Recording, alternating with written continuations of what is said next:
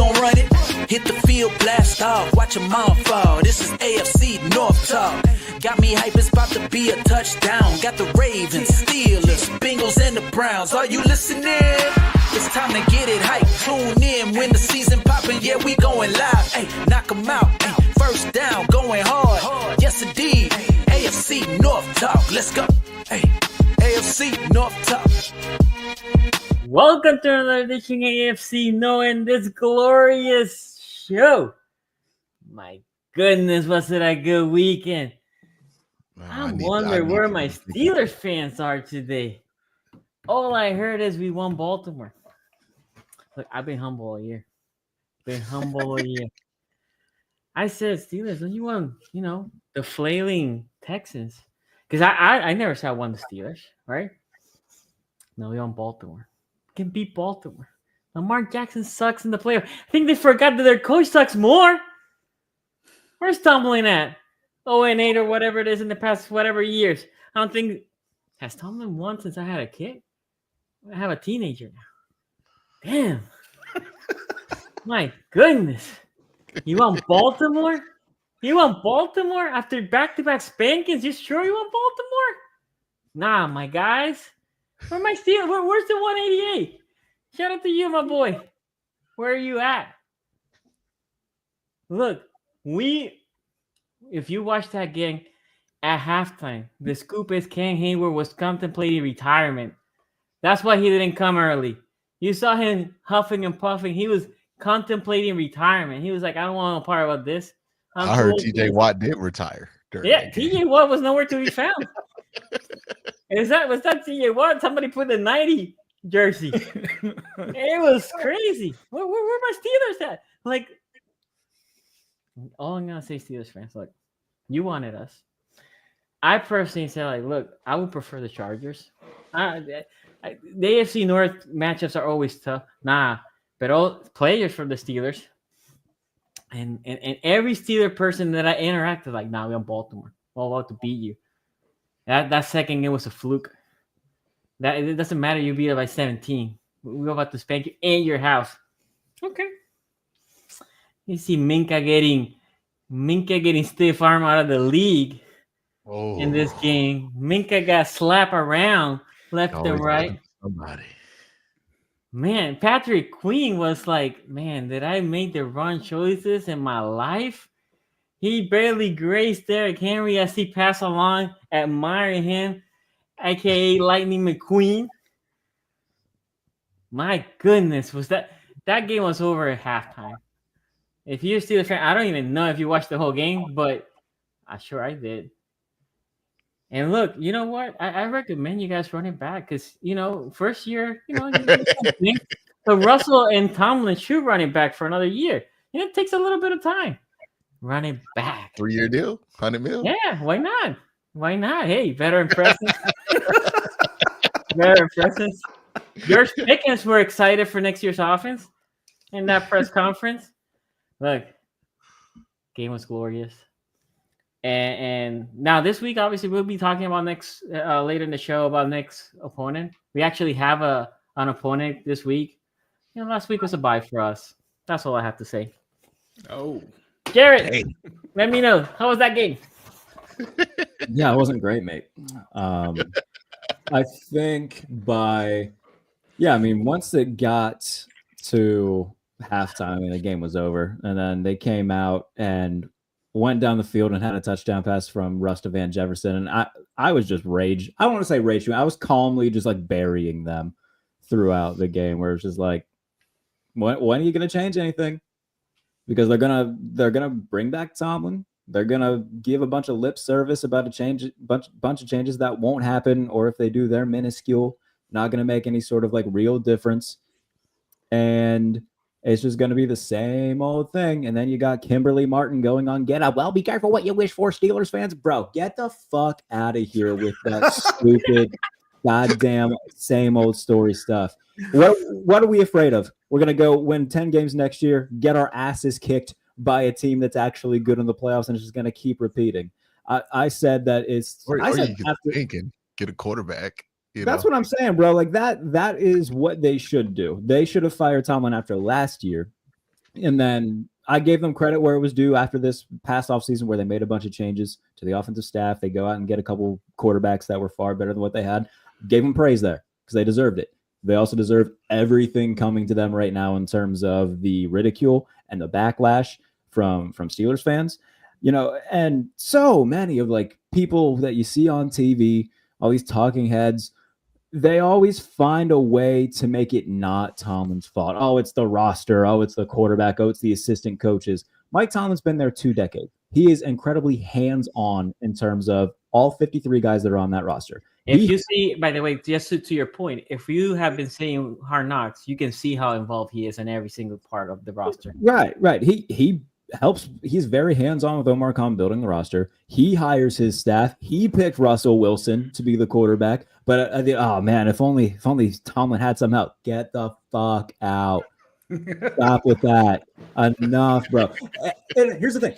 Every other coach in the NFL, if he went 8 years without a playoff win, lost 6 in a row, they would crucify him. But for some reason, Mike Tomlin gets a pass. Why is that? Someone give me a legit reason why that is. Nobody has been under 500. Nobody gives a fuck about that in Pittsburgh. Nobody cares. The organization does, apparently. So this is what I'll say, Jared. I think Tomlin is your version of Marvin Lewis because the standards in Pittsburgh are Super Bowls, right?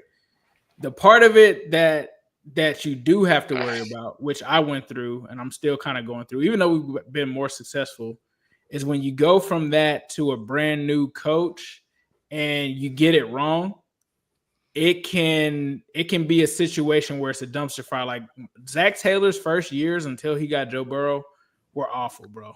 They were pretty bad. So I think they got you Joe Burrow though. Like wasn't that the goal? It's like, hey, get Marvin up. It also got me. Now I'm in a situation where it's like I have Joe Burrow and he's so good that it's making us keep Zach Taylor. It's making us keep Zach Taylor. I hear that side of it. But at the same time, I would rather see them take organizational chances than just keep beating their head against the same wall over and over again. And look, there were teams that have done this before and it paid off. The 49ers moved on from Jim Harbaugh. They had 2 dud head coaches in Jim Tomsula and Chip Kelly. And then they got Kyle Shanahan.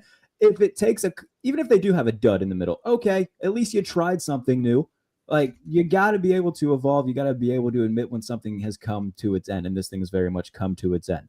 But they're not going to. Tom's going to be back. And the annoying part about it, like Schefter was on McAfee and he was talking about, they're not going to fire Mike Tomlin. They don't care about the noise in Pittsburgh. Like, yeah, dude, that's the problem. The Rooneys are completely competent, like completely content with it, 10 wins a year, and then getting blown out in the wild card round. That's fine because butts are still going to be in seats at Acrisure. They're still going to make plenty of money.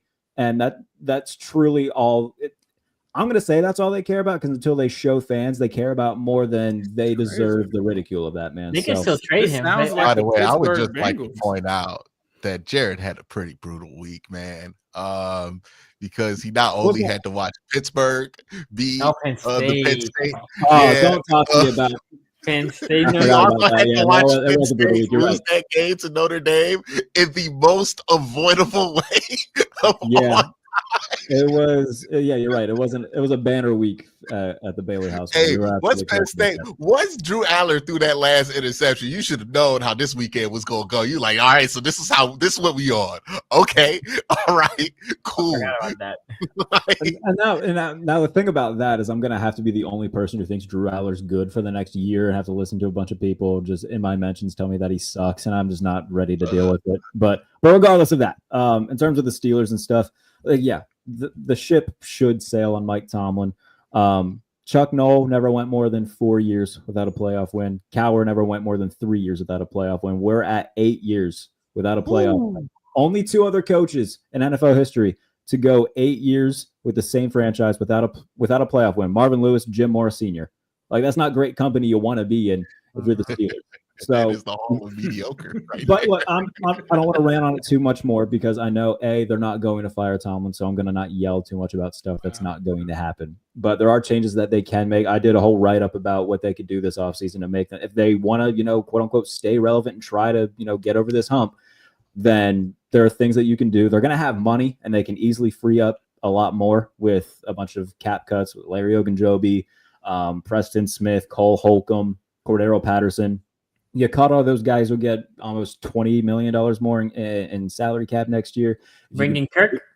Pursue. No, not Kirk. No, I think that the best thing that they could do is, in terms of receivers, try to get Garrett Wilson, because he clearly wants out of New York. Try to get a Cortland Sutton. He's on the last year of his deal, and there's some whispers going around that he would welcome a trade. The Steelers called about Cortland Sutton twice in this past offseason, but they were told no both times. So he's going to be on the last year of his deal. He didn't get a new deal last year. He didn't hold out, though. He showed up. So there's whispers that he could still want out and to go somewhere else. So if they can get like a Garrett Wilson and a Cortland Sutton, if both of them become available, and then move Pickens to a team that needs a receiver and would be dumb enough to trade with the Steelers, then do that. Just completely revamp everything and get solid pass catchers. And if you're going to bring back a quarterback, then go all in, surround him with weapons. The offensive line is in a pretty solid spot right now. Like Mason McCormick, Zach Frazier look good. We'll see with Fatanu, but I think he's going to be all right. But I think the way that Tomlin was talking in his end-of-year presser, it's probably going to be Justin Fields, which I'm fine with. If that's who it ends up being, cool. He played well in the 6 games that he started. But you can't half-ass it. Like, if you're going to do that, then give him a bunch of weapons, load up the offense so that way you at least know, all right, we're going to hand you the ball. We're going to give you talent. Show us that you're the guy. And if he's not, then at least you can go into 2026 where it's a much more loaded draft class. They're probably still going to win 9-10 games regardless. So in that case, they got to get aggressive and trade up for one of those guys. But at least they'll be in position where, in this scenario, they'll have offensive weapons. They'll have a loaded offense for whoever that quarterback will be. So they got to load up. They can't half-ass this. If they're going to continue doing this shit, they got to go all in offensively, because you can't. I'm so tired of the way they build teams where it's defense first and don't give a shit about the offense, because they keep doing it. And Mike Tomlin's like, we're not going to keep doing the same thing, expecting different results. Bro, you've done that for the last decade. So this is big-time lip service at this point. Until is it 3-9 since their last Super Bowl appearance in the playoffs? What's that? They're 3-9 in the playoffs since their last Super Bowl appearance against. Yeah, let me try to think of who those wins are against. One of them was against Kansas City, Miami, and Cincinnati. Yeah, so those are the 3 wins. Yeah. Was it Matt Moore? Was that the last playoff win? No, Alex Smith in Arrowhead was the last playoff win. Okay. The last home win was against Matt Moore. You have not won a playoff game since Pat Mahomes has entered the league. Correct. It wasn't the Bengals one? No, that was 2015. I was in college, bro. It could have been that long ago. But now I was still in the dorms. Yeah, they beat the Bengals in the 2015 season, so it would have been like January 2016. And then the Chiefs and Dolphins were the 2016 season. So, yeah. Will the Bengals come around next year, beat the Steelers in the playoff, and just complete the trifecta? Wouldn't that be something? You might. Oh, yeah, the AFC North trifecta. That's a good point. I didn't think about that. Yeah. You lost to the Ravens. You lost to the Browns. I mean, Joe Burrow could come up, creep there, get you next time. That's fine, bro. And look, Tomlin will still be there. You can do it. You can do it 4 times. It doesn't matter. It is surprising to me the lack of usually something like this to me would set off some internal panic, and not saying that they should be super knee-jerk reactionary or anything like that, but okay, man. Losing against Cleveland, I thought would have set off some fires in the building, right? It's like you lost to Cleveland and Pittsburgh. Like what? I think Myles Garrett has won more playoff games in Pittsburgh than TJ. That don't feel right? Of the same thing with this, right? Where it's not just that you lose to the Ravens. If you would have lost to the Ravens like the Ravens lost to the Bengals when the Ravens didn't have their starter and it just was on a crazy play and that's how it happened. Okay, cool. That's just how the ball rolls. But this wasn't just how the ball rolls. Dog, you had the commentators talking are they here? Kirk Herbstreit was like he sounded angry. He's like, where the hell's the fight? What are you doing? He was disappointed. It was I thought we was getting Ravens Steelers. This shit looked like Bengals Browns this year. It don't look fun. It was oh man, what's this mid that y'all just served me in front of? It was not competitive. And that to me should set off some alarms, because it's hey, you don't have the quarterback power or the offensive firepower that Cincinnati has. You look at Baltimore and you're they got a better quarterback. They got a better better situation going forward. That's who you've traditionally seen yourself competing against. And hell, even Cleveland, like who got the number 2 overall pick this year, they've won a playoff game more recently than you. That should, like, to me, I feel like there is a time to not be reactionary, right? And I think the Pittsburgh Steelers have done very well not being a super knee-jerk franchise. But after a certain point, right, you got to realize the house is a bit on fire, right? Like, and that's just to put this in pure perspective. So in the span of Mike Tomlin, since Mike Tomlin's last playoff win, Dan Quinn took the Falcons to the Super Bowl. Dan Quinn got fired. Dan Quinn became the defensive coordinator for the Cowboys. Dan Quinn became the head coach for the Commanders. And then Dan Quinn won a playoff game with the Commanders. Like, we have the 3 best players on the last team y'all had to win a Super Bowl are long since retired. Like Le'Veon Bell, I don't even remember what year he retired. He retired so long ago. Antonio Brown after 2020, maybe 2021, somewhere in there. Antonio Brown and Big Ben, like they're not just retired; they've been retired for a while. We don't even hear the "can he come back" rumors anymore that you hear after a couple years after a good player retires. That's how long it was. Dog. Jacksonville has a couple of wins since you guys last win. Yeah, Jacksonville's a playoff win and more recently than the Steelers did in the playoffs. The Lions completed a rebuild in half the time that the Steelers. The Lions almost went 0-16 again and then completed a rebuild. All in that span. Yeah. It's incredible. Look, that was last time y'all won a playoff game.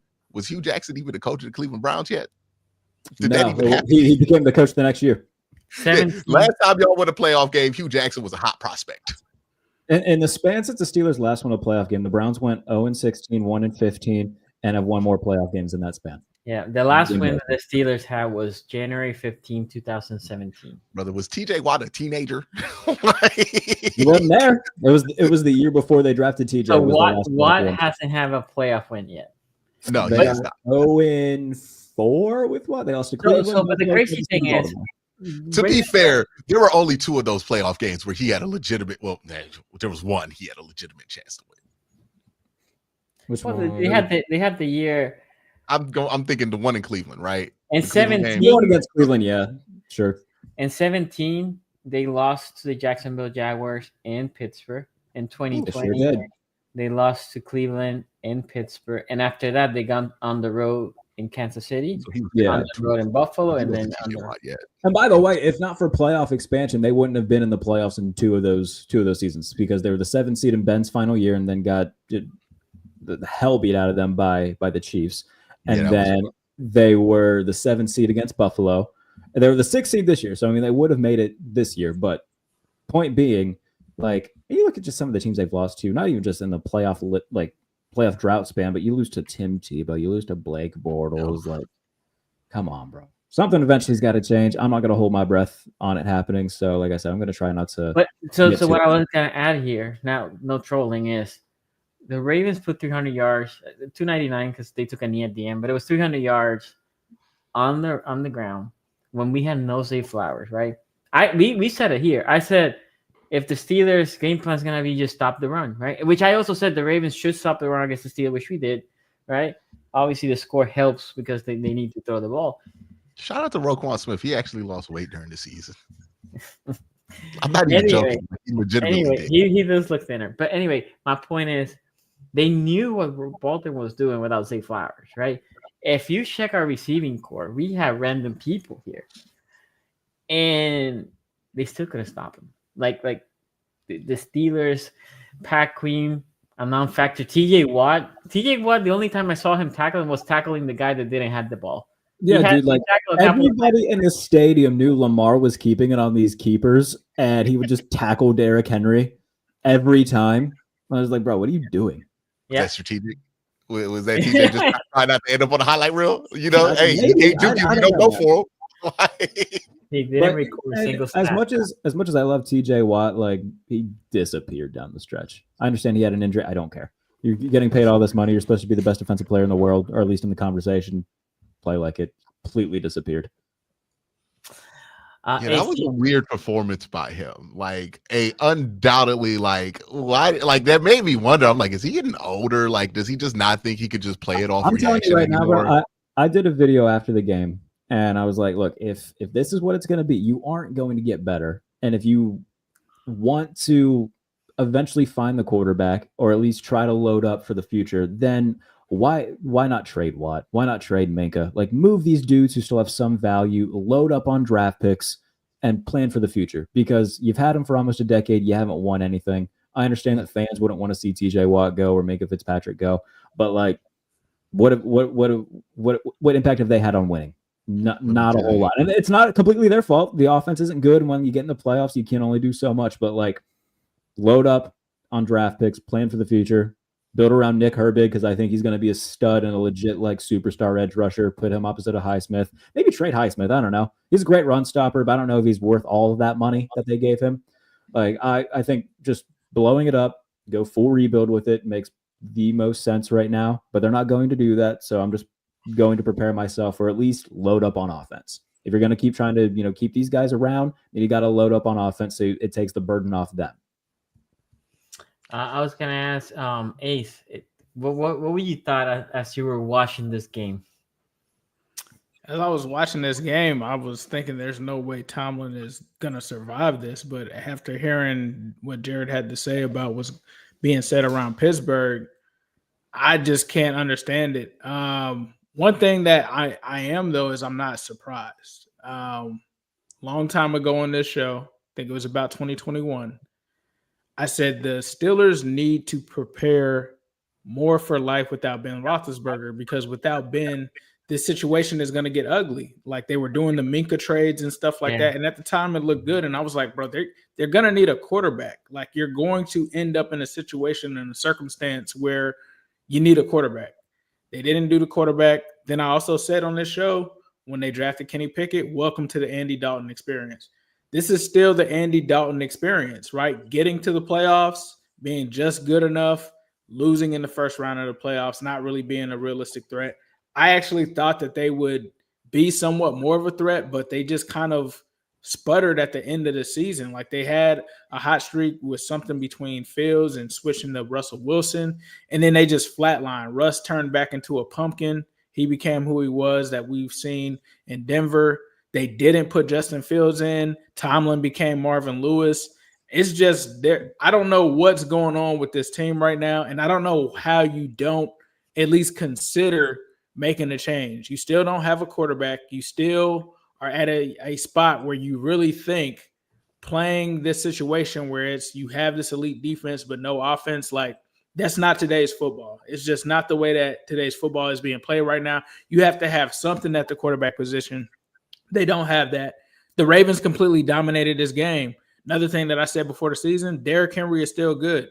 Derrick Henry killed them in this game. That drive where the Ravens just didn't even attempt a pass, I was just like, bro, this is what at least I worried about when they got this team together with Derrick Henry, because it was just like you guys talked about, who are you going for on the read option? Like, it's one of the most unstoppable plays in the NFL, because it's either you go for Lamar Jackson or you go for Derrick Henry, and nobody wants to tackle Derrick Henry. And now they figured it out, and they just abused it in this game, which I think a lot of that has to do with the Chiefs game. They felt like they didn't run it enough, right? And I felt like even with Lamar, he was going out of his way to run in this one. I felt like from what I was seeing. So I didn't expect the Ravens to dominate the way that they did. I expected more from the Steelers. I was just expecting, hey, this is an AFC North matchup. You guys are going to come out here with something.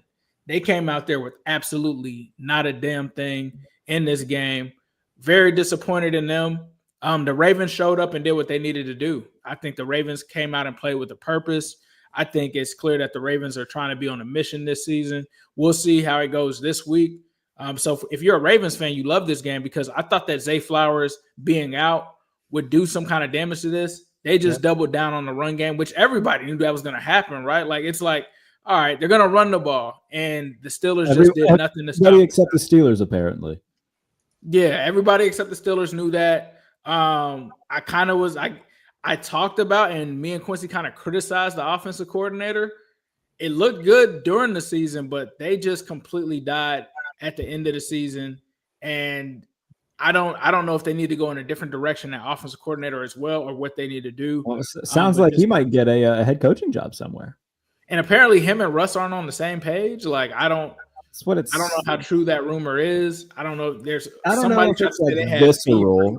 Yeah, no, Cabali on the Steelers beat said something about them not being on the same page and that Smith preferred Fields, which if you go back and watch the press conference from Arthur Smith after it was announced that Russ would take over the starter, that there's some credence to that because he was basically saying, I mean, Justin's playing well and now Russ is going to have to get caught up. So, there might be something. Which makes the blame not being on Tomlin just even more egregious, because I'm like, who you think made that decision if it wasn't the offensive coordinator that wanted Russ to be in there? Right. I don't know what Arthur Smith really, like, there was stuff he could do. Obviously, there's the stuff that we complain about all the time. Why don't they run Jalen Warren more? Like, they have these things that work on Pittsburgh's offense that when you play against them, you're like, man, I hope they do that thing Ryan Day does where he just decides not to use his good players, right? And like sometimes the Steelers will do that, right? They just won't use them. And y'all, that's a Mike Tomlin thing. Like, that's Mike Tomlin be like, that's our first round pick. We're gonna run him X amount of times. Like, he does. It's kind of like with Stark and Quinn Ewers, where he's like, he just doesn't want to put Manning in, and it's like, why? Because he feels like some kind of loyalty to Russell Wilson or whatever it is that he's trying to do there. Honestly, now that I think about it, Texas and Pittsburgh got a lot in common. But big brand full of weird head coaches that underachieve. Yeah. And kind of blew winning the conference when they should have won the conference, right? The same way the Steelers really should have won a division this year. But yeah, to me, I don't know how people don't talk enough about, Mike Tomlin gives you a floor, but does this version of Mike Tomlin, does it give you a ceiling as well? Like, are you just, because Mike Tomlin wants to make sure that his team is a certain level of good all the time, is that stopping you from taking the risk necessary to get where you need to be? Now, I think a good counterpoint is like, where were the chances to take those risks? And that's fair, but the Steelers aren't really like creating those opportunities, right? They're not creating. The game was over when Pat Freiermuth goes down and it's 4th and 4 nut hairs and Tomlin punt. That's something he did in 2020. Great. Like, this is a pattern with Mike Tomlin. I thought they were gonna go for it. Yeah, these look, man, the Commanders went for it until you thought they were going to die by it, and then they won by it, right? Like, that's just what it is now in the league. You gotta push the envelope there, especially in short yardage, and Tomlin's still kind of stuck in how he won that championship the first time. And I always fall back to this because I remember watching Urban Meyer at Ohio State after he won that national championship. And like, you would run into the pitfalls of Urban Meyer being there. I would always remind my dad, I'm like, hey, Urban has had so much success doing it with Tim Tebow and doing the Tim Tebow shit. He ain't never going to leave that, because whenever his back against the wall, what he going to call? That damn Tim Tebow play. And look, what Urban Meyer do every time his back against the wall? He did it in the NFL at like the 5-yard line. That's what he's going to do. This is what Mike Tomlin's going to do when his back's against the wall. He's going to revert to, all right, we're going to play old school 2010, well, not even 2010, 2005 defense. And the thing is, this shit was outdated in 2016. Right? Like, that's why the Triple Bs never achieved past what they achieved. So, yeah, I don't know what's going to happen, but I do think there is a chance that the Steelers could be kind of like rescued from this purgatory, which is, hey, man, don't nobody love Mike Tomlin more than Tom Brady. Like, and they're looking for a coach right now. Look, man, like, as much as I think that would be a good idea for both ends to just accept a trade somewhere, that he was asked about that in his end of year presser about teams that had called about a potential trade. He said they should save their time. I was like, cool, awesome. And he has a no trade clause. Yeah, so he would have to approve it. Yeah, which I didn't know coaches had that thing, but yeah, no, he's not going anywhere. Not going. The Andy Dalton experience was never drafting Kenny Pickett ace. The Andy Dalton experience is just having Mike Tomlin right there, right? Because look, Andy Dalton was good enough to make sure he didn't stink. He's become the Andy Dalton of coaches. Yeah, where it's like, hey, you gonna be solid. But also, I think this is kind of on Pittsburgh because they've had this like kind of philosophy that they've been trying to maintain a core as if the core that they built was Super Bowl caliber. Mm-hmm. Yeah. And it's just not. Like, even like if you look at the talent on defense, if Cleveland has a good year, they're a more talented defense, in my opinion. I think the same thing is true with Baltimore. And Pittsburgh, like their whole thing is built off of this defense. And you look at a defense, like it's a solid defense. It's not a defense you ride to the damn championship, right? Like this ain't no Von Miller in his prime, like going off. And maybe you had that a couple of years ago when Minka and TJ were both hitting historic numbers, but Minka, I mean, he's still very good. I think he's still underrated. But TJ, like, I think there's been a little bit of a dip there as far as like his advanced production, especially in the last couple of years since he had that record-breaking season. So there is something they got to figure out. Like, they're committing to a core that was never really good enough to commit to in the way that they have committed to it. And they need to retool, right? Like, this is where you would be fortunate to be like, oh, we got a top 10 pick. Let's just go get somebody, recharge his core, get Nick Bosa or something like that, recharge the core, boom, we're back. They got to figure out a way to do that. And I don't know if Pittsburgh's going to be aggressive enough or aware enough of their situation to be able to do that. And I wonder, like, how far does this degrade? Because like eventually you're not going to be able to keep winning 10 games. Like eventually the situation's going to go like, George Pickens, that crash out is inevitable, right? Like he's eventually going to have to get traded. I think that Pickens has played his last game as a Steeler. I think they're going to move him this offseason. Yeah. So it's like, what happens now to the offense if you lose the only vertical threat that you've really had on the team, and you don't really have a threat at the quarterback position, and like what Najee? Are you going to re-sign Najee? He's gone. He's gone. So it's going to be Jalen Warren or whoever you could draft in the draft. So Jalen Warren and Cam Scatterbo, bub. Cam Scatterboo. You're gonna get a Tyler Warren too. No, I think that based on the pieces that we've put together in terms of how they're going to not move on from Tomlin, and they're going to keep this defensive core. They're not moving anybody from there. Like I said, the best thing that they can do, trade for a few really nice pieces offensively, bring back Justin Fields, because there's not. I know a bunch of people will be like, they need a quarterback. They're not going to find one this offseason unless Fields turns out to be the guy. That's why I'm saying you might as well keep a guy who is in the system, who played well enough, and surround him with offensive talent to see if he can be the guy. And if he's not, at least you know that. And then you got to get aggressive in 2026 and trade up to get somebody in the draft, because that's what Kansas City did to get Mahomes. When was the last good rookie quarterback that you guys got? Last good, Ben, right? And where was he from? Miami, right? Yeah. There's the other Miami University. You should trade up and get Cam Ward. I endorse that trade. You just go to number 1 or 2. I think that would be a good trade. They don't have anything in the world to get up to number 1. That's not happening. Here's what we need.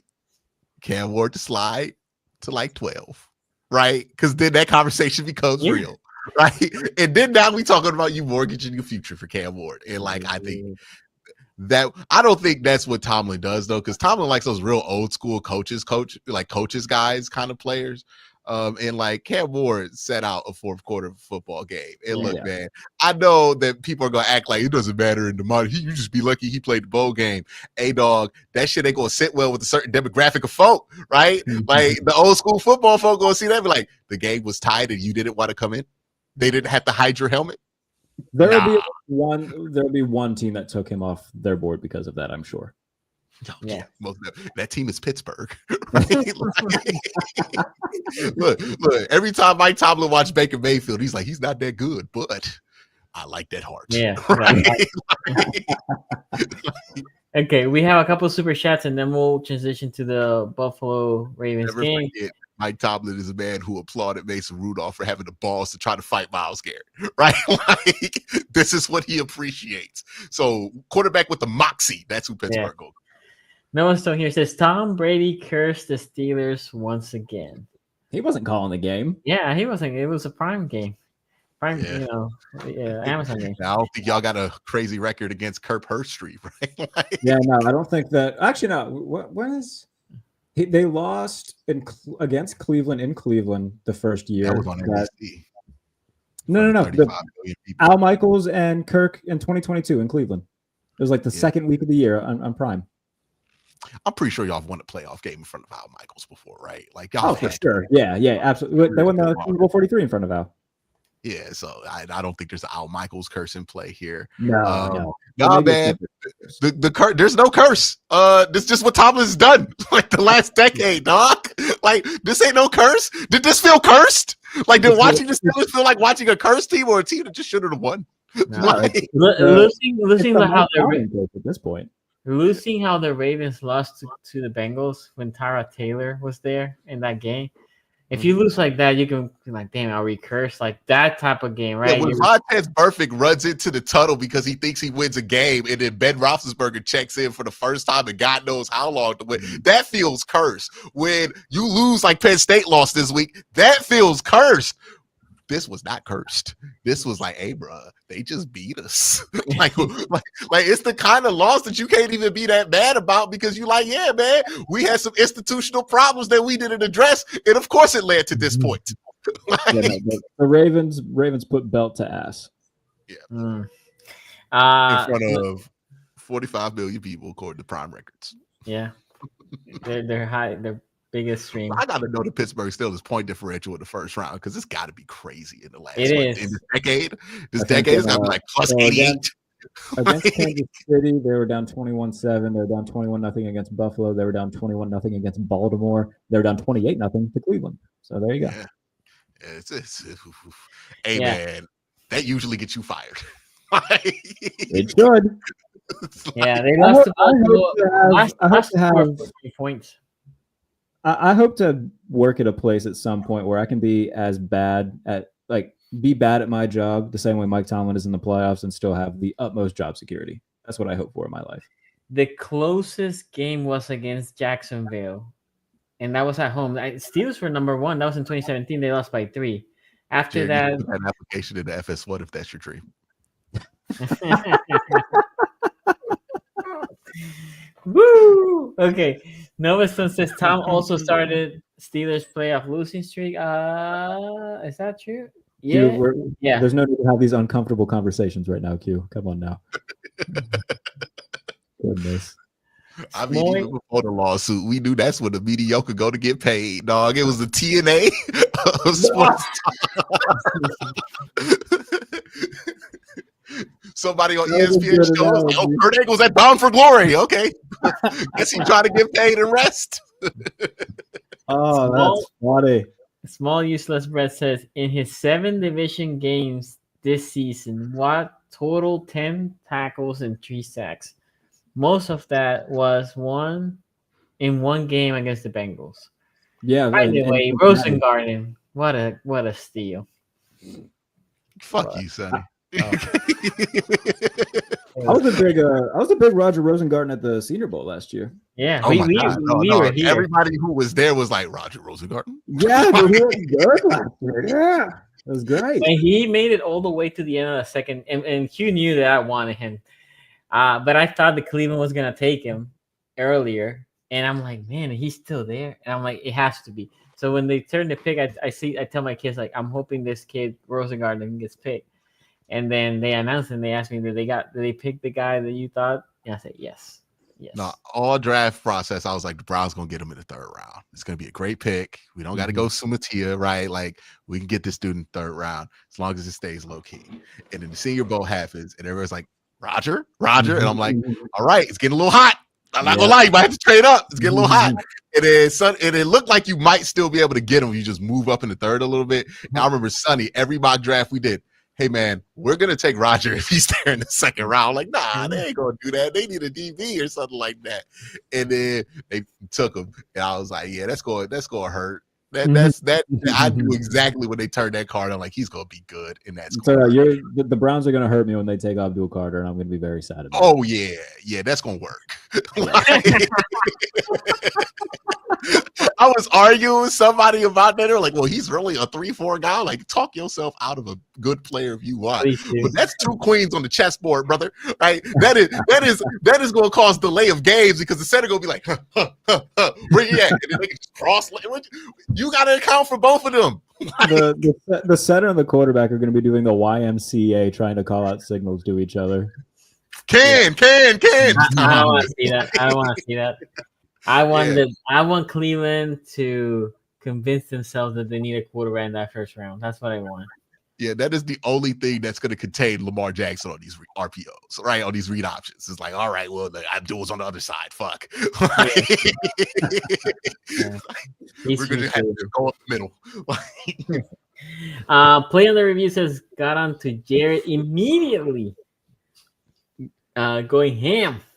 Just frustrating, bro. As a Steelers fan, the last 8 years, we've known that this is how it's going to end, and it's just I want to go into a season with optimism. I went into the season with optimism this year. 10-3, I was feeling real good, and then the inevitable happens where Mike Tomlin ball takes place, and then they just resort back to their old ways. So the most thing I could see Mike Tomlin doing that's going to piss Jared off next. Right. We're going to bring in Daniel Jones to compete. Woo, Danny boy. Yeah, Danny boy. We're going to bring in Danny to compete. If they do that, I mean, I'd be fine with him being a backup. That's fine. You could be Fields and Jones. All right, whatever. I prefer Joe Milton, but okay, I'll take Danny Jones. That's a good trade because he looked good in that final game. Dude, this is the worst time to trade for Joe Milton.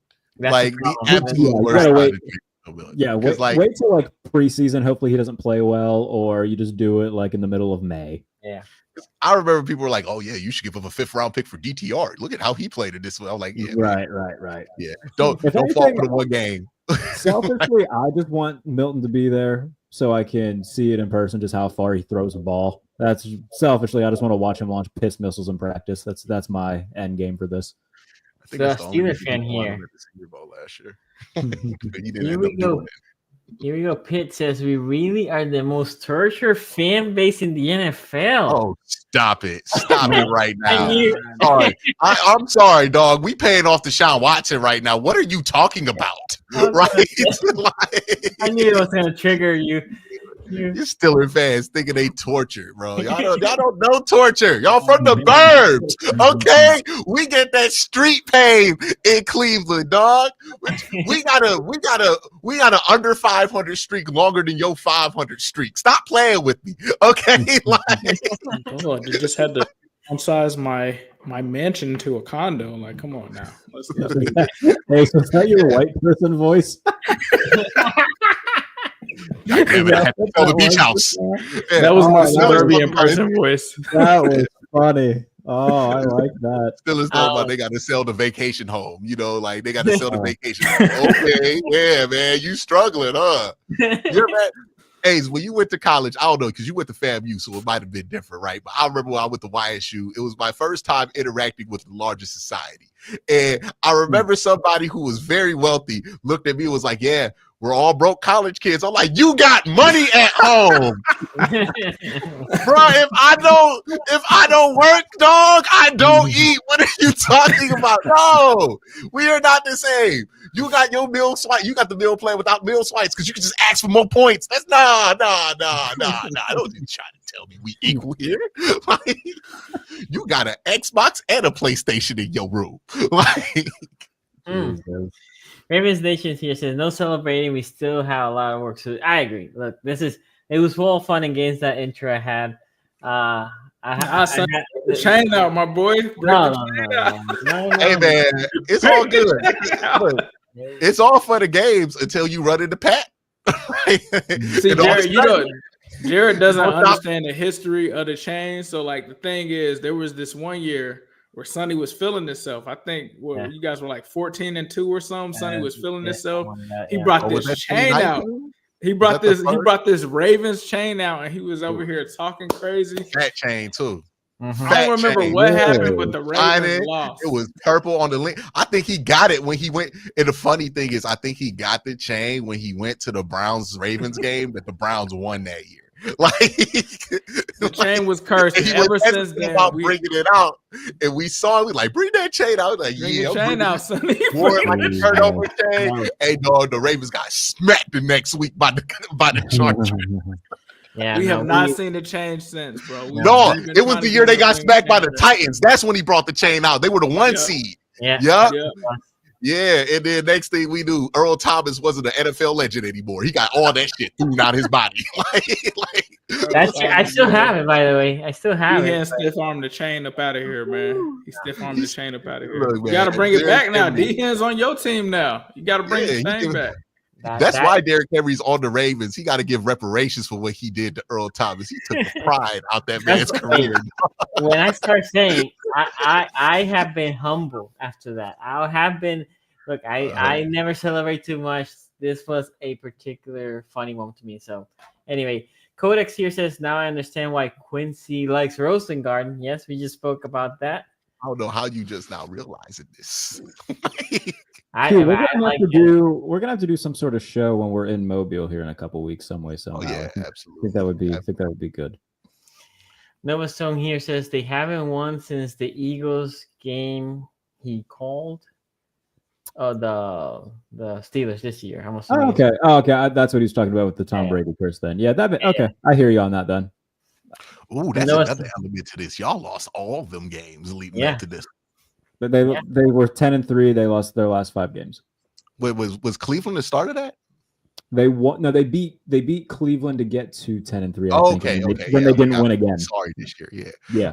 I didn't know if we won the last game. But yeah, losing to Cleveland, like this, all the things that are like, hey man, like shit didn't change at all. Like, still didn't beat Cleveland in Cleveland. Cleveland was sorry this year. You gotta do something, bro. So Nova Stone also says, love Grocery Garden. Penix is great too. Go Husky. So you're a Husky fan. Oh, he's got a new quarterback. He got him a new quarterback, Michael Penix. Okay. He's a big Penix fan. That being said, you could say that the Penix fan club has a new member. Mm-hmm. I guess he's ready to go. You know, he's rock solid. He's inserted himself into the Penix fan club fully. Jared, you have to go soon. So I want you because I know your second team.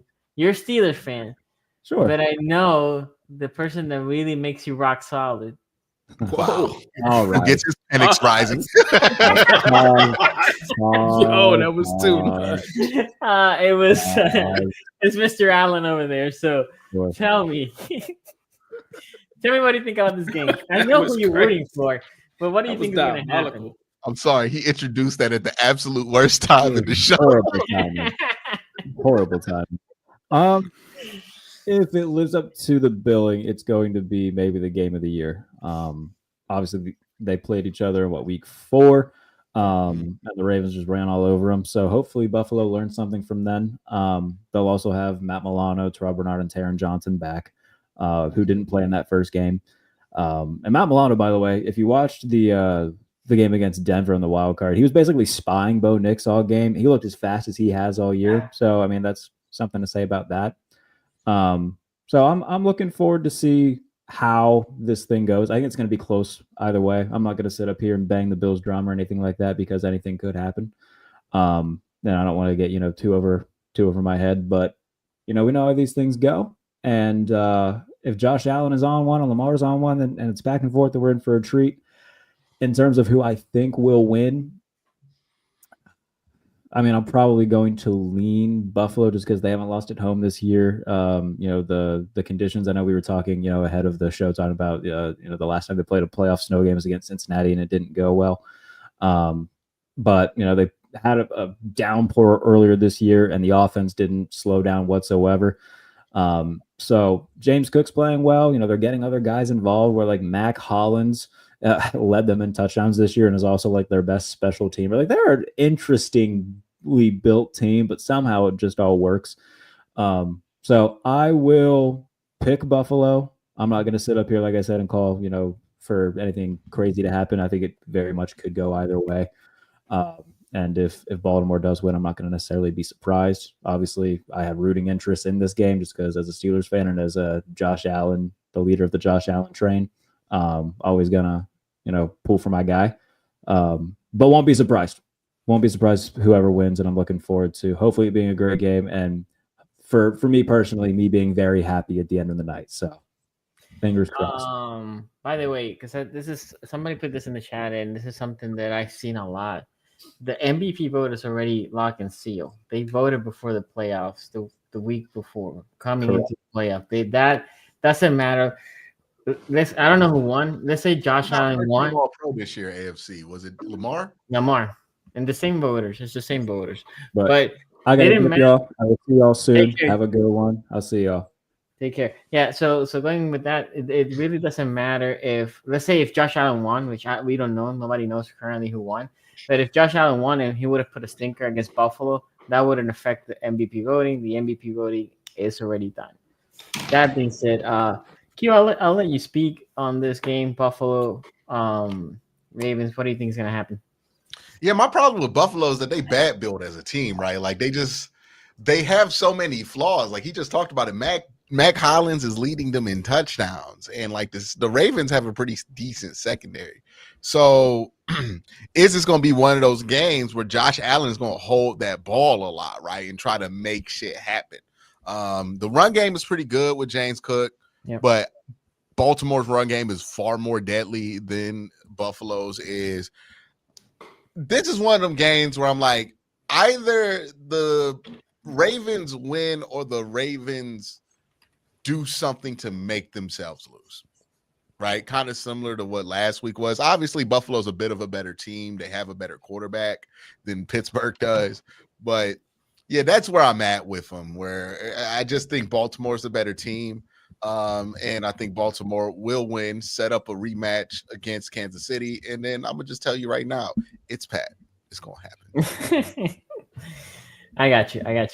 Ace, what are you thinking? Yeah, with this game, it's I think it's going to live up to the billing. You got two superstar quarterbacks going against each other. One of the narratives, and it's always been hard for me to pick Lamar or Josh Allen. One of the things that I always tend to go to is the postseason. So this being a postseason matchup between the two makes this one interesting. I think that this could be something, I think, that not only decides the MVP, but possibly who is the better of these two quarterbacks. I don't know why my camera's doing that fuzzy focus thing right now.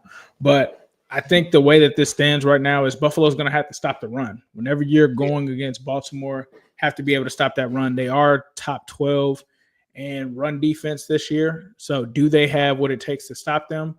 I'm not sure. We kind of talked about the snow game. If it is a snow game, I think that plays right into Baltimore's hands. I'm not saying that because I'm a Bengals fan and have played them in the snow. It's just with snow games in general, even if you had Shady McCoy on the Bills back in the day, you know what that does. Or I think it may have been the Eagles or Bills, whatever game that was where it snowed and he went crazy in fantasy and scored like 40 points because that's all that could be done. Sometimes that's how it breaks down. It's hard to throw the ball in the snow. If we're talking about a game where these guys can go back and forth and Allen's able to use his arm and his legs, I think that makes this one way more competitive. How much is Bills Mafia going to play a part, right? Because now this is a road game. It's a difference when you play on the road versus playing at home. Not taking anything away from Baltimore, but home field advantage in the playoffs is real.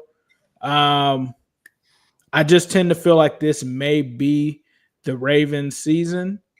And this could be a situation where the Ravens end up getting the win here. They're saying all the right things. I've already seen Lamar talking a little spicy. He said he's not going to say that much, but apparently he's got on his mind the last time these teams met in the playoffs.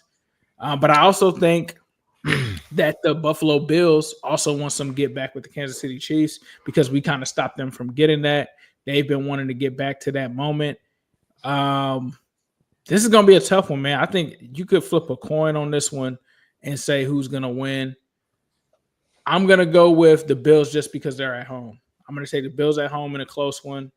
But I do think that the Ravens could easily win this game. And if they do win this game, I'd be worried about the Ravens going all the way to the Super Bowl because then they're on a mission if they win this game going to the next one. I just don't see it possibly going another way. I think the winner of this game could possibly be the one that gets past the Chiefs to get to the Super Bowl. Interesting enough, I didn't know that the Ravens were -1.5. They were the favorites on the odds. I thought the Buffalo Bills would be favorites. This is going to be a tough game. I agree with you, Ace. This is gonna be a tough game regardless. One thing I was watching, the heaviest man the Buffalo has is not even 300 pounds. It's one of their D linemen, which when you have Henry going full head of steam, it could be problematic. I wonder how they're gonna play us. I wonder if, especially if conditions are bad, they're just gonna start trying to blitz any gap that gets open to try to get Henry before the chains, trying to make him bounce out and get a corner doing ankle tackles. Because if you remember how that game started in week 4 or 5, and these two teams are different, right? The Ravens defense has gone better, although that was their best defensive game before they got better. But it started with a 72 or 82 yard run that Henry broke first play of the game. And then they kept running. Zay Flowers might not play. It's an outside chance is what they're calling. So I'm assuming he's not going to play, which goes back to what we're going to be doing, running the ball a lot. It's basically, this is one of those games that the Baltimore Ravens, the same thing when they play against the Steelers was, there's no surprises here. This is what we're doing. Can you stop it, right? Last time, Buffalo couldn't stop it. Now, last time the Ravens came to that game 1-2, still not utilizing Henry a lot, right? Think about against the Chiefs, against the Raiders, the utilization that Henry did wasn't a lot. And that was one of the games that they were like, I think he carried the ball like 28 times, something like that. Mm-hmm. I can see in this game again a lot of carries, because one of the things that's we didn't talk, I guess, a lot against the Steelers. I kind of vaguely mentioned the Steelers defense was gas in this game because we ran all over, we were pushing, and that's what running does to you. King Hayward in Buffalo, I mean, Ed Oliver is a good player and all, but King Hayward is eons better than Ed Oliver.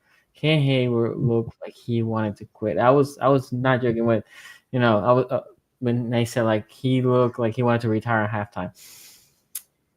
Can they get to Henry in that first level? That is key for Buffalo. If they can't, it's going to be a long day for them on defense, right?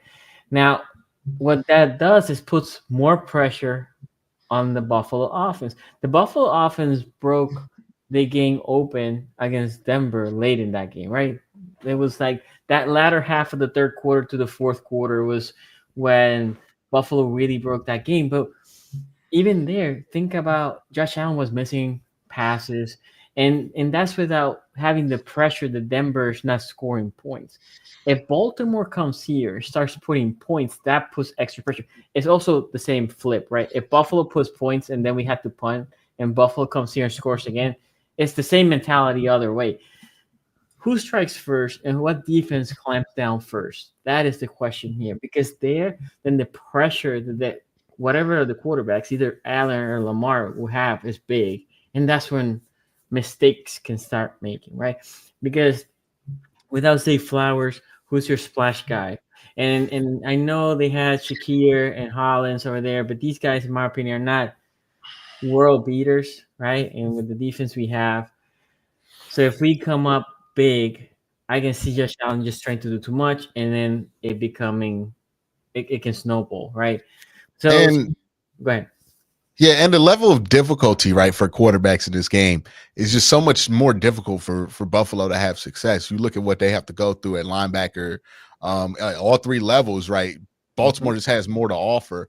Like, I make my jokes about Roquan Smith, but like I never contended he's a bad linebacker. He's better than what Buffalo has there, right? I just think he's overrated. I'll be putting him on Fred Warner tier. He's not there yet. He won't be there. But, corner-wise, you guys are much better there at corner. And then, like, you got Matabuke in the interior. You got the best corner in the NFL coming off the bench at one tech, right?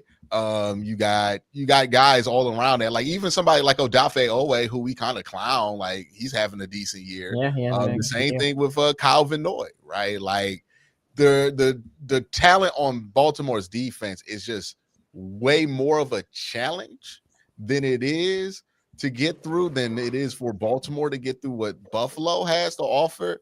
So that's my concern here for Buffalo, is like, if the Steelers had a hard time stopping it, I think they're more equipped to stop the Ravens offense than Buffalo is. Then, like, how many points does Buffalo need to put up in order to win this game? And I don't think Buffalo has the weapons right now to put up the winning. Now, if they can keep this thing low scoring, then they have a shot, because there is a chance it's going to be low scoring. Because what, Zay Flowers is not playing in this game? Is that what I'm hearing? Outside chance if he's playing. Yeah. So it means Rashad Bateman and basically Lamar Jackson going Scooby-Doo bop, bop, bop, bop, and hoping somebody pops loose at the 8 seconds. Like, it's going to be what your wide receiver situations like, plus Mark Andrews. So yeah, I can see it going the way that Buffalo needs it to, but I just see it's like if you do the Doctor Strange thing, you go through all the scenarios, you go through 100 scenarios of how this game could play out. 70 of them said the Ravens win. Yeah. Now, conditions, right? The turnover margin, that is key. Like, ball be slippery if it's snowing. You need to make sure you don't put turnovers. Penalties, the Ravens have been better on not getting themselves hurt on the turnover, on the flags. So you need to continue that, right? Anyway, I think it's going to be a good game. I think it's actually going to be a close game. I agree with y'all. The only way is it though? I forgot about the 35-10 like spanking the Ravens that you one. guys Yeah. put on them. Like, the more I look at this now, the other thing I gotta ask you is Humphrey gonna be on Kincaid? Humphrey has been exclusively, and he will follow whoever's in the slot, right?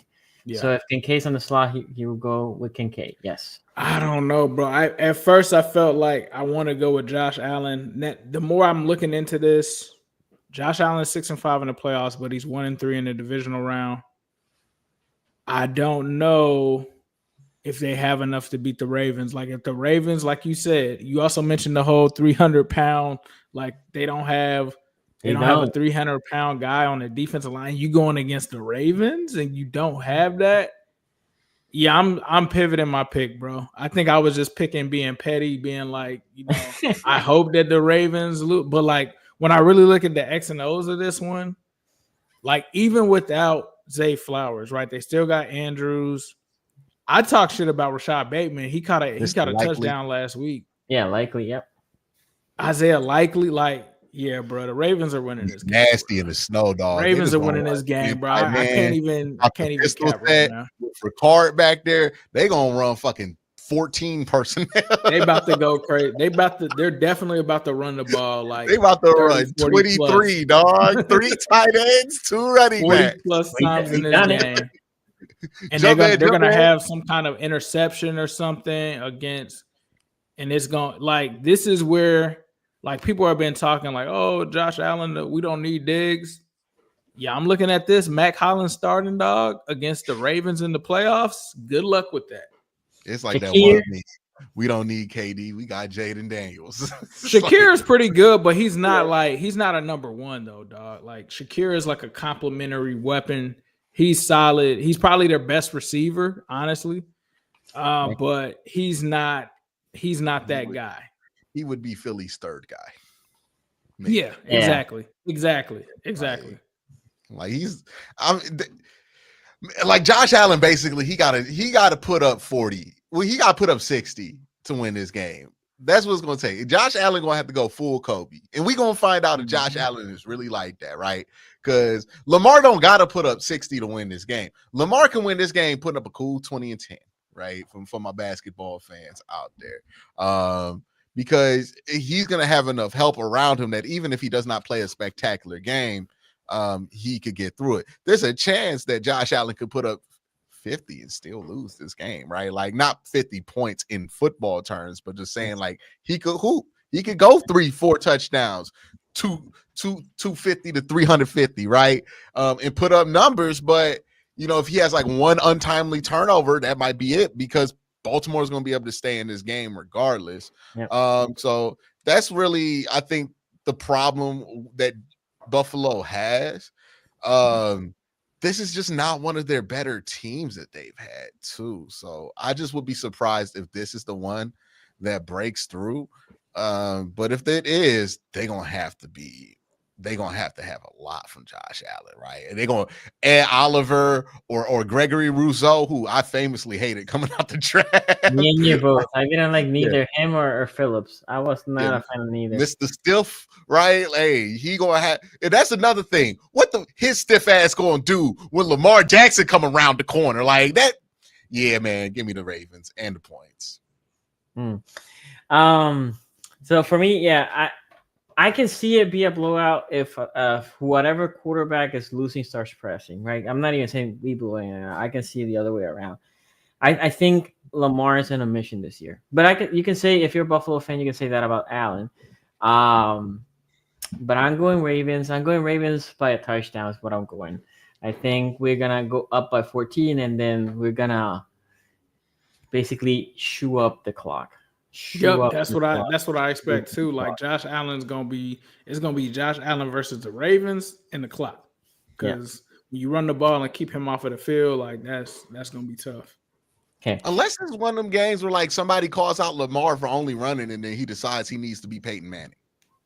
So like, hey, bro, if I'm on Buffalo's defense, I'm gonna need to be like, all we need to do is make them throw, right? Just get to that shit, right? Because he didn't do it against the Steelers, right? Like he was he threw. I need somebody. They need to pay somebody to get on national TV and talk about how Lamar got some shitty passes splits in the postseason and how he'll never be like that until he gets more than the 8 to 6 interception ratio, right? Like you got to get in his head like that and make him go away from what he's really good at. Because again, that is the one thing the Ravens are prone to do that will beat them in this game is if they go away from what they're good at, right? The Ravens have that tendency to just forget that they're good at certain things because they get so caught up in trying to make something else happen. So unless that happens for the Ravens, I think Buffalo is going to lose in this one. But yeah, that's what it's going to take. So, hey, bro, I don't know who Buffalo's best shit talker is. Get them up on that microphone and talk about how Lamar can't really throw that thing for real. Like, yeah, he's going to be a threat running. Like, try to get Lamar out there and throw 50 pass attempts. And look, that might not go your way. Like, Lamar is a more than capable passer, but you would just rather deal with that than the other thing. Yeah. Okay, we have a couple super chats here. Ray Rack says, I think it's safe to say Trey is now taking TJ's spot as the best pale edge rusher in the NFL. I was talking about that. Is TJ out the top 3 white boys edge rushers in the league right now? I think Trey got him wiped down. Trey, Max, Nick Bosa, Trey. The Lions kid guy. Hutch. Yeah. Damn. Yeah. Is he at the 5? Like, is he 5? That's crazy. Damn. It's getting tough out here. Falling. Yeah, I know, right? Yeah, I know, right? Look, he lucky ain't no edges coming out this year. He like, all right, my spot's cool for at least the next couple. But hey, Jack Sawyer coming for you, right? Nuno Alves here. By the way, Ace, you're drafting Jack Sawyer. Oh, nah, bro. Nah, we don't need Sam Hubbard. Who's Jack Sawyer? Yeah. Jack Sawyer is an edge rusher from Ohio State who is basically Sam Hubbard again. Nah, we're not doing that. And y'all about to get him. Y'all know y'all love drafting the Ohio State guy to the fan favorite. Oh, Ace, get ready to spend a 2nd round pick on the boy. Okay. Possibly it could happen 2nd round. It could. Yeah. Not in the 1st round. Y'all not gonna do that in the 1st round. Y'all gonna draft like 1st round. I'd be like, no, absolutely not. Well, y'all need defense. Yeah, we do. Y'all might go Kenneth Grant. Get a run stuffer. Yeah. Nuno here says, no more Shane. Throw it to Ohio. Go Ravens. That's a $2 euro from Portugal. Shout out to you, man. Hey, man. You brought that chain to Europe with you, dog. Yeah, I did. I did have it in Europe. I actually still have it here. I know he got it. He waiting. He waiting for the He waiting for the parade. He gonna finally break that shit out on the parade if they ever get one. If we went on going to the parade. I went to 2012 parade. That's why he moved back, right? If the Ravens were sorry, he'd still be in London. Okay. Yeah. Ray Racker says, so the Browns fan in me will never let me root for the Ravens for anything other than absolute failure. But I want Lamar to win this game because I'm tired of people acting like he's not the MVP and best QB in the NFL this year. can I advocate for some devil magic here? Hey man, it's okay to want the Ravens to win because the bigger the stage that Lamar Jackson fails on, the louder the discourse, right? Look, Justin Herbert had one of the worst playoff games we have ever heard, and we're not going to hear much about it outside the people who really want to talk about that. But dog, you put up a stinker like that in the conference championship game, people going to talk about you like a dog forever. So you know that if you want Lamar Jackson to look bad, you want him to win this game, right? You want him to do it when the world watching. Now, I don't want him to get to a Super Bowl though. Like that's I'm not. He could lose in the conference championship game, but yeah, I guess my home. Yeah, have him lose when 50 million people watching. Oh yeah, that's fun. Right? I mean, talk about you'll never get past Pat. Like, right now, the most hyped game for this weekend is Ravens Bills. Yeah, that has been the most hyped game this week. They got Patrick Mahomes playing the Texans on like Saturday morning on fucking Cartoon Network app. Yes, and then Detroit is playing Saturday night. Yep, yeah, they just gonna run that one out. Ray right here says, Q, do you see who got selected as a head coach in the Senior Bowl? Your favorite special team coach, Bubba Ventrone. That's how you pronounce it? Yeah, Bubba Ventrone. Maybe he'll actually be good at his job if he's not doing special teams coaching, because he's a terrible special teams coach, bro. But hey, that's more about the Browns trying to get eyes on somebody. Mm-hmm. And we stunk, so we just get those kind of opportunities. Yeah, it's in the last two, the top two picks in the draft are the 1 and 2, right? Coaching. Well, now they spread it out, right? So it's not a head coaching like it used to be. 1 and 2 staffs take over for the Senior Bowl. Now it's like, okay, the first 2 teams, they get a stab at somebody to be the head coach, somebody to be the other head coach, and then like they have different staffs throughout the draft. Be like, you pick somebody to be an offensive coordinator, right? So it might be a Jets position coach that's going to be the offensive coordinator, or a Giants position coach that'd be a defensive coordinator. Got it. By the way, the other thing people were, and with this we can close out, Deontay Johnson got picked by the Ravens, and I was like, what the F? Then if you read it, he's not part of the roster officially until after the Super Bowl. Yeah, because you can't claim somebody. Yeah, and he's a free agent. So the rumor is the Ravens did this in case somebody wants to sign him for God knows what reason to a decent contract so they can get the comp pick. That's literally all it is. That's literally all it is, because you cannot use it this year. He's a free agent at the end of the year. So I want him. Maybe they feel like they need his bubbly personality in the locker room. Nobody wants his bubbly. This dude, but the problem with Deontay, if people thought that he was a head case, he went to 2 playoff teams, and the 2 playoff teams, Ravens with Zay Flowers, and not much afterward, but Bateman, right? And right, he's in the span of a calendar year, he's been on 3 organizations that made the playoffs, and they all said peace. Yeah, it's bad, bro. Like organizations people respect. Yeah, the Texans need a receiver with Tank Dell and Stephon Diggs out. And they're like, nah, we prefer not to have you. That's that says a lot. So anyway, for people that were asking me why would they, because I saw it and the first thing I put was what WTF, and then I read a little bit more. It's like, wait, we can't have it up to the Super Bowl? Oh, okay. I see what the game plan here is. If somebody's dumb enough to give him a contract, if I will say you should not bring him at all to the organization. Somebody call the Raiders. Hey, he said already he wants to be a Steelers. He said that Deontay, when we were playing the Steelers, he was part of the roster. He's like, yeah, once you leave the organization, you see, I have nothing but love for the Steelers, blah blah blah. And I'm like, okay, he's trying to get Tomlin on fuzzy. He sound like a kid got kicked out the house. Yeah, exactly. Hey, let him back in.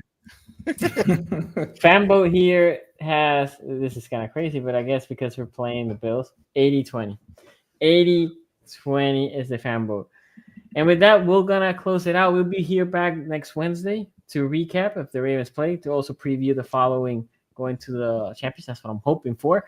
But up to that, stay warm, take care, peace out.